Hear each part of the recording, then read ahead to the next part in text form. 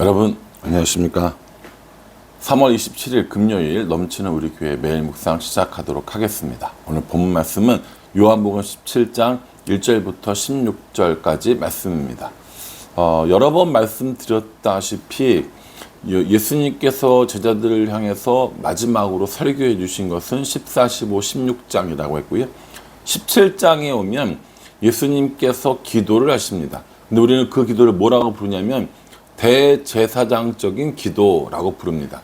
왜 대제사장적인 기도라고 하냐면 이 대제사장이 그 온 백성의 죄를 가지고 하나님 앞에 나가서 회개하고 제사를 드리고 그리고 이 죄사함을 얻듯이 예수님께서 이제 십자가에 지시기 전에 자기 자신이 제물이 되기 전에 하나님께 기도하는 겁니다. 대제사장적인 이런 마음을 가지고 온 인류의 죄를 대신 지고 그래서 이 기도를 대제사장적인 기도라고 부릅니다. 오늘 본문 말씀에 보면 예수님께서 두 종류의 기도를 하고 있어요. 뭐 종류라고 하면 좀 이상하지만 따로따로 기도한 것도 아니지만 내용상 보면 그렇다는 겁니다. 첫 번째는 하나님의 영광을 위해 기도하고 있고 또 하나는 제자들을 위해서 기도하고 계시는 겁니다. 마지막 기도를 하는 거고 마지막이라고 해도 그렇고 어쨌든 대제사장적인 기도를 하고 계시는 거고 그 기도를 통하여서 하나님께 영광을 하나님을 영화롭게 하는 이 기도를 하는 것을 볼 수 있습니다. 1절 말씀이에요.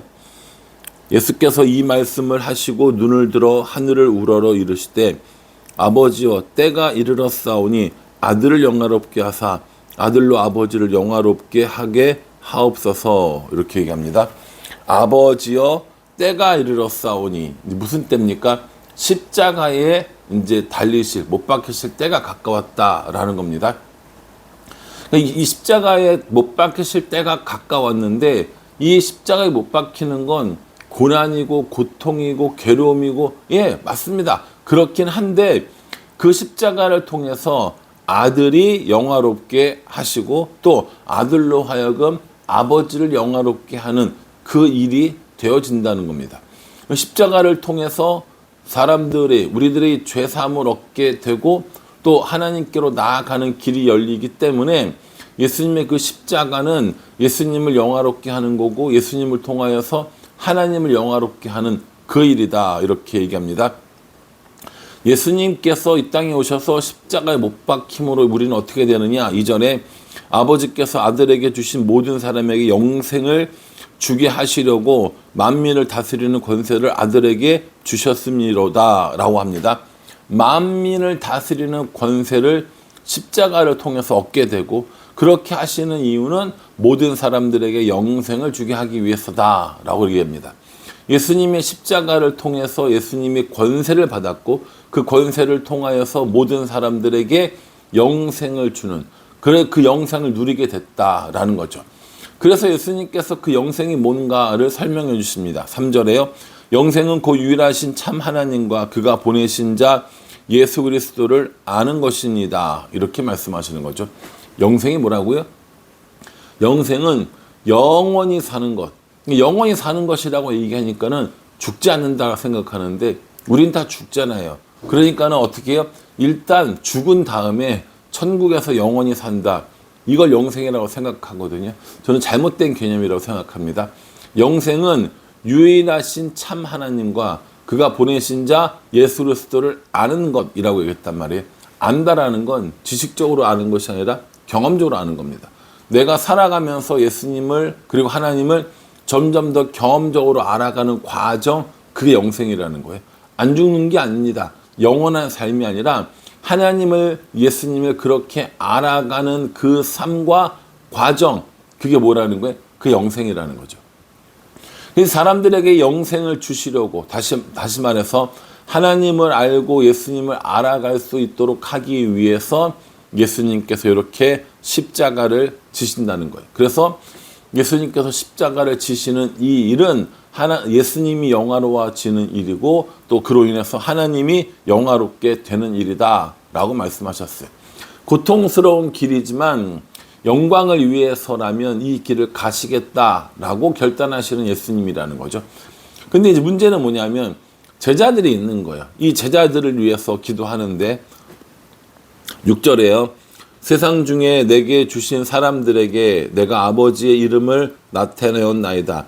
그들은 아버지의 것이었는데 내게 주셨으며 그들은 아버지의 말씀을 지키었나이다. 이렇게 얘기합니다.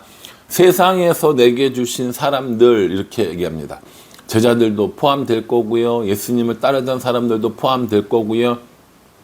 지위 고하에 상관없이 병이 있던 없던 가난한 사람이든 부하든 어떤 사람이든지 예수님의 이름을 부르고 예수님의 이름을 믿는 사람이라면 세상에서 내게 주신 사람들이라는 겁니다. 원래는 하나님의 것이었지만 하나님께서 예수님에게 모든 권세를 다 주셔서 그들에게 영생을 주시게 하는, 영생을 누리게 하는 이 권세를 주신, 그 권세를 받는 이 사람들을 의미하고 있다라는 것이죠.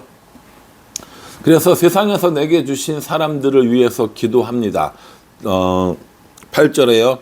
나는 아버지께서 내게 주신 말씀들을 그들에게 주었사오며 그들은 이것을 받고 내가 아버지께로부터 나온 줄 참으로 아오며 아버지께서 나를 보내신 줄도 믿었사옵나이다. 이렇게 얘기합니다. 이제 뭐라는 거예요? 이제 믿었다라는 거예요. 우리 어제 말씀을 살펴봤지만 그 제자들이 내내 이해 못하고 또 사람들도 내내 이해 못하고 이해 못한 사람들은 지금 예수님을 죽이려고 하고 있는데 어쨌든 간에 예수님께서 오셔서 하나님 말씀을 전했고 이제 그들이 예수님이 하나님께로부터 온 줄도 알고 아버지께서 예수님을 보내주신 것도 이제 알고 있습니다. 라고 이렇게 얘기합니다. 이게 제자 훈련의 완성인 거예요.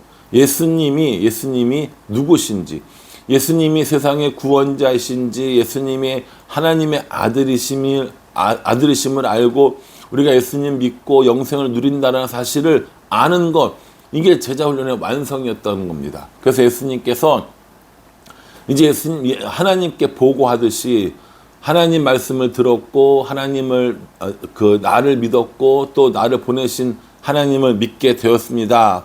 라고 이렇게 이야기를 하고 있습니다. 또요.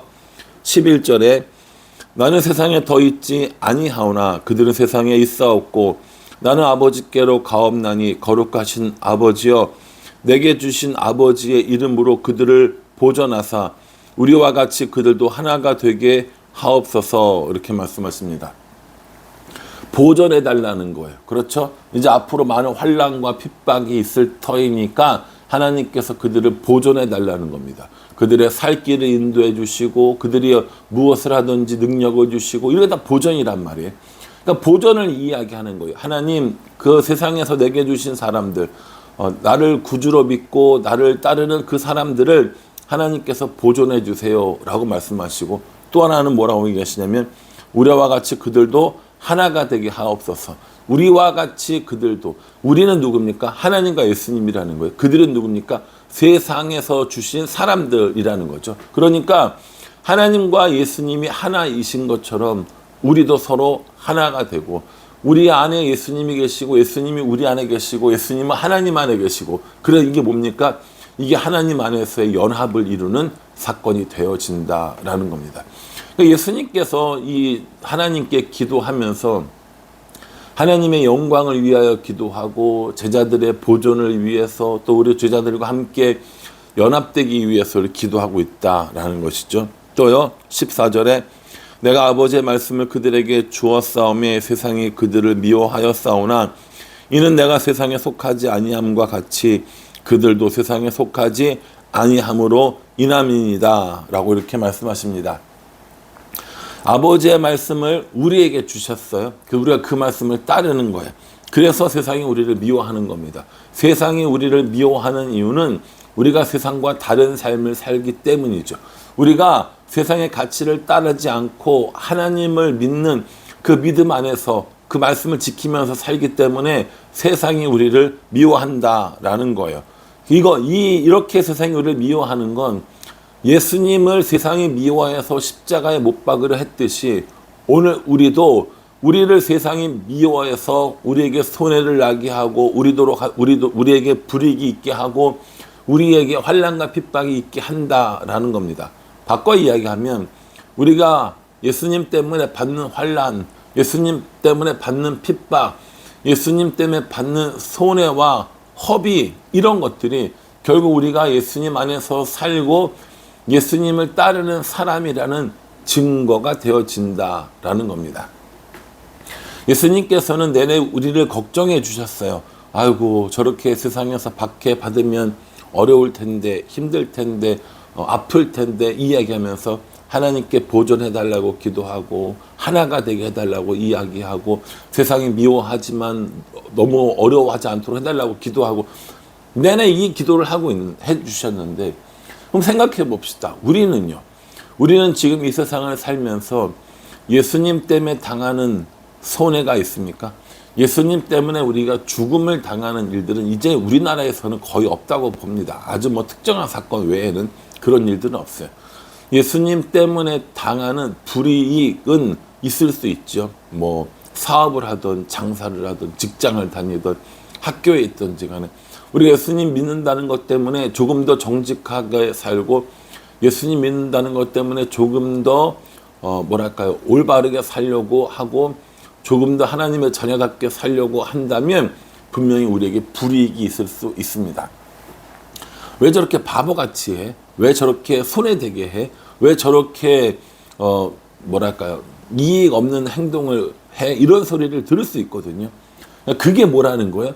그게 우리가 하나님을 잘 믿고 있다는 증거, 우리가 예수님을 따르고 있다는 증거가 되어진다는 겁니다. 세상 사람들하고 똑같이 사는 것이 아니라 세상 사람들과 다르게, 세상 사람들이 썩지 않도록, 세상 사람들이 어둠 가운데 있지 않도록 빛의 역할을, 소금의 역할을 감당하면서 살아가는 것, 그게 우리 역할이라는 거죠. 우리가 빛의 역할을 하고 소금의 역할을 하면 사람들이 그걸 싫어한다는 거예요. 세상이 미워한다는 겁니다. 그래서 우리에게 박해하고 핍박하고 불이익을 준다는 거죠. 그걸 받아들이고 그걸 감수하고 그것으로 인하여 낭망하지 않고 하나님과 동행하며 삶을 살아가는 것, 그게 예수님의 기도라는 거죠. 이게 얼마나 어려운 일인가 싶긴 합니다. 공동체에서 배척당해야 되는 일인 거예요. 사람들에게 손가락질 당해야 되는 겁니다. 때로는 금전적인 손해, 때로는 시간적인 손해를 분명히 당해야 되는 겁니다. 마음도 내가 내어주지 않아야 될 사람에게 내어줘야 되고, 내가 때로는 자존심을 굽히지 않아도 돼야 될 상황에 자존심을 굽혀야 되는 일들이 만들어질 수도 있습니다.